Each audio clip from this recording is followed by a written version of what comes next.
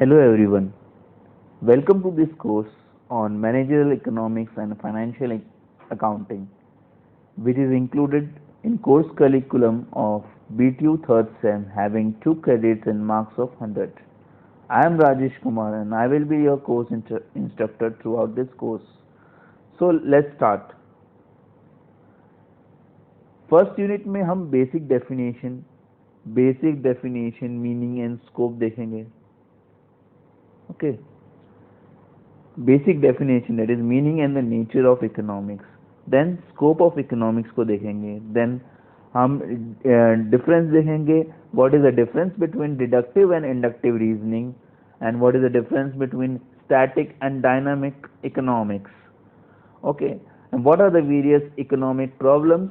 हमें different type की economic problems क्या होती हैं और national income किस तरह की होती हैं. ठीक है. So let's start. So economics जो है एक ग्रीक वर्ड से आया है जिसका नाम है ओकिनोमिया, that means household. Till 19th century तक इकोनॉमिक्स एक पॉलिटिकल इकोनॉमिक के वे से देखा जाता था. ठीक है. और जो सबसे पहला जो मॉडर्न वर्क ऑफ इकोनॉमिक्स है वो done by Adam Smith in the wealth of the nation. So what exactly is economics. ठीक है.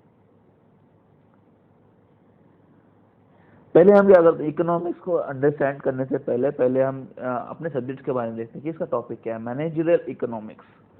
सो ये दो वर्ड से डिवाइड हुआ है, मैनेजरियल एंड इकोनॉमिक्स. मैनेजरियल मतलब क्या होता है.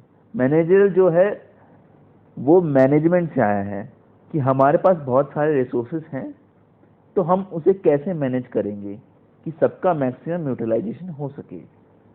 अब ये रिसोर्सेज मनी हो सकता है, मैन पावर हो सकता है, मेथड्स हो सकता है, मटेरियल्स हो सकता है, मशीनरी हो सकती है. ठीक है. तो तरह तरह के रिसोर्सेज हमारे पास में हो सकते हैं. हम उसको किस तरह से मैनेज करें कि हमारा जो आउटपुट है वो मैक्सिमम आए और हमें मैक्सिमम प्रॉफिट दे. वही इकोनॉमिक्स दो चीज़ों के बीच में क्या रिलेशन है वो बताता है. जैसे कि हम रियल लाइफ में देखते हैं, सपोज हम किसी शॉपिंग मॉल में जाते हैं खरीदने, तो हमें खरीदने का तो सब कुछ मन करता है, हमारे मन के अंदर कई डिज़ायर्स होंगी, लेकिन हमारे पास में हमारे पॉकेट में पैसे कम होते हैं. अब हमें उन पैसे को किस तरह से यूज़ करना है कि हमारी नीड भी सेटिस्फाई हो जाए और हमारी कुछ डिज़ायर भी सेटिस्फाई हो जाए. ठीक है. सो अब इनको हम कन्वेंशनल वे में अगर बोलेंगे तो balancing with unlimited wants. Okay. Unlimited wants and limited resources. ठीक है. तो जो हमारे अंदर जो डिज़ायर्स रहती है वो अनलिमिटेड रहती हैं. ओके. हम किसी मॉल में जाते हैं तो हम अनलिमिटेड चीज़ें सोचते हैं कि हम ये भी खरीद लें, हम वो भी खरीद लें, लेकिन जो रिसोर्सेज है, जो कि रिसोर्सेज मनी है, वो हमारे पास में लिमिटेड है. सो मुझे इस तरह से दोनों को बैलेंस करना है कि मुझे मैक्सिमम सेटिस्फैक्शन मिल सके. Okay. Next. So basically unlimited wants है, लिमिटेड रिसोर्सेज है. तो इसका मतलब क्या हुआ, रिसोर्सेज आर स्कार्स, यानी स्कार्स मतलब होता है कम. ठीक है. तो study of the process by which the relatively scarce sources area are allocated to satisfy the completed unlimited wants of human society. ठीक है. तो बेसिकली इकोनॉमिक्स एक प्रोसेस है जो कम से कम जो सोर्सेस है हमारे पास में, सोर्सेस सिर्फ मनी नहीं हो सकता. जैसे अगर आप एक पावर सिस्टम की बात करो तो हमारे पास में बहुत डिमांड है इलेक्ट्रिसिटी की. हर कस्बा, हर गांव चाहता है कि उनके पास में इलेक्ट्रिसिटी हो, और हर इंडस्ट्री चाहती है उनके पास में इलेक्ट्रिसिटी हो. लेकिन क्या कोयले के खदान में इतना कोयला है जो कि सबको इलेक्ट्रिसिटी प्रोवाइड कर सके?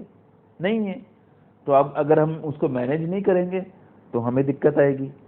तो basically study of the process by which the relatively scarce sources area are allocated to satisfy the completed unlimited wants of human society.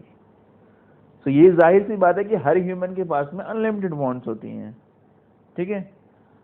तो इस अनलिमिटेड वांट्स को स्टडी करना with the limited resources is what is called as economics. ठीक है।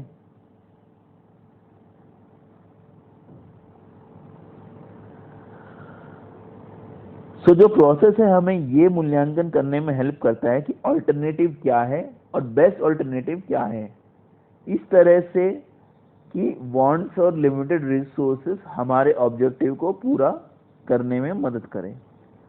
इसको हम business economics भी बोल सकते हैं। ठीक है। सो हम कह सकते हैं कि मैनेजरल इकोनॉमिक्स हैज मैनेजमेंट। अब ये भी कह सकते हैं कि अगर हम इसको एक तीन वे में देखें तो मैनेजरल इकोनॉमिक्स में तीन चीजें आ जाती हैं। मैनेजमेंट इकोनॉमिक्स, जो कि शाब्दिक अर्थ से देखा जा सकता है कि मैनेजरल एंड इकोनॉमिक्स, यानी कि मैनेजमेंट एंड इकोनॉमिक्स। ओके। सो इसके साथ में क्या जरूरी है, डिसीजन मेकिंग जरूरी है। ठीक है।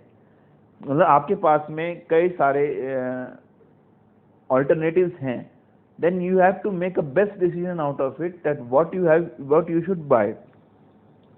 ऐसा नहीं कि आपने अपना पूरा पैसा खर्च कर दिया और वो चीज भी नहीं ली जिसकी आपको जरूरत थी। so that is a poor decision making। so managerial economics has management, economics and decision making। ठीक है। where decision making is evaluation of available alternatives and selection। ठीक है। अब चाहे ये कोई फर्म हो, इंडस्ट्री हो या आपका हाउस होल्ड ही हो, तो आपको मैनेजरल इकोनॉमिक्स देखने को मिलेगा। ठीक है। सपोज करो आप घर का एग्जांपल लेते हैं कि आपके घर में आपको एक कार की जरूरत है। ठीक है। सो क्या पहला स्टेप रहेगा हमारा, अगर हमें एक कार खरीदनी है तो सबसे पहले हमें क्या करना पड़ेगा, हमें अपने एक्सपेंसेस को कम करना पड़ेगा, यानी हमारे खर्च को कम करना पड़ेगा, हमारी सेविंग्स को इंक्रीज करना पड़ेगा। ठीक है। और जब हम कार खरीदने जाते हैं तो हमें इस तरह की कार खरीदनी है जो कि बेस्ट सिटेबल हो और हमारे इकोनॉमी से भी मैच करे, यानी कि हमारे पास जितना पैसा है मनी उससे मैच करे। यहाँ पे इस बात पे कंफ्यूज नहीं होना कि money and economics are same. Money and economics are definitely not same. Money is a part of economics but not total economics. Okay. So अब इस कार के एग्जांपल में हम देखते हैं कि मैनेजमेंट, इकोनॉमिक्स और डिसीजन मेकिंग तीनों आ रहे हैं। ठीक है। मैनेजमेंट तो आ ही रहा है, economics is also coming and decision making is very important. Okay. So now we can put it into words। what is a managerial economics is a process of evaluation of available alternatives, selection of best alternative, balancing between unlimited wants and limited resources for the purpose of achievements of objectives, also referred to as business economics, application of economic theory and methodology। Every business involves decision making as survival and success depends upon sound decision। Thank you।